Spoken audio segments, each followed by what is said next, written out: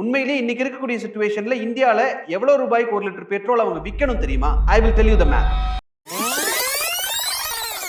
Crude ஆயிலோட price world ஃபுல்லா increase ஆயிடுச்சுன்றதுனால யூஎஸ்ல 20% பெட்ரோல் பிரைஸ் இன்க்ரீஸ் ஆயிடுச்சு, ஆஸ்திரேலியால 20% இன்க்ரீஸ் ஆயிடுச்சு, கனடால 30% இன்க்ரீஸ் ஆயிடுச்சுன்னு நிறைய இன்டர்நேஷனல் நியூஸ் நம்ம பார்க்கிறோம். அப்படி பார்த்தா ஏன் இந்தியால மட்டும் பெட்ரோல் டீசல் பிரைஸ் இன்க்ரீஸ் ஆகல அப்படின்ற கேள்வி உங்களுக்கு இருக்கா? I will tell you the math. Indian crude basket ஒரு பேரல் $150 அப்படின்னு நம்ம எடுத்துக்கிட்டோம் அப்படின்னா க்ரூட் ஆயிலுடைய ஒரு லிட்டர் காஸ்ட் அப்படிங்கிறது 87 rupees. அதுக்கான ரிஃபைனிங் காஸ்ட் அப்படிங்கிறது $3. ஆயில் மார்க்கெட்டிங் கம்பெனிஸோட மார்ஜின் $3. சோ டீலரோட பிரைஸே பிஃபோர் டாக்ஸ் ஒரு லிட்டருக்கு $93 பெட்ரோலுக்கு. அதுக்கப்புறம் எக்ஸைஸ் டியூட்டி $21.90, கஸ்டம்ஸ் டியூட்டி $23.59, ஸ்டேட்டோட வேட் ₹20.75 அண்ட் டீலர் கமிஷன் $3. இன்னைய தேதிக்கு $162.24 ஒரு லிட்டர் பெட்ரோலுக்கு நம்ம ஆக்சுவலா கொடுக்கணும். இந்த நம்பர்ஸ் எல்லாம் நான் டிரைவ் பண்ணது அப்படிங்கிறது பெட்ரோலியம் பிளானிங் அண்ட் அனாலிசிஸ் செல்லுடைய டேட்டா வச்சு தான் டிரைவ் பண்ணிருக்கோம். சோ இந்த நம்பர்ல தப்பு இருக்குன்னு நீங்க ஒருவேளை சொன்னா கூடமே வர்ஸ்ட் கேஸ் சினாரியோ இந்த பெட்ரோலோட பிரைஸ் அப்படிங்கிறது ஒரு $140 இருக்கும் அப்படின்னு எடுத்துக்கிட்டா கூட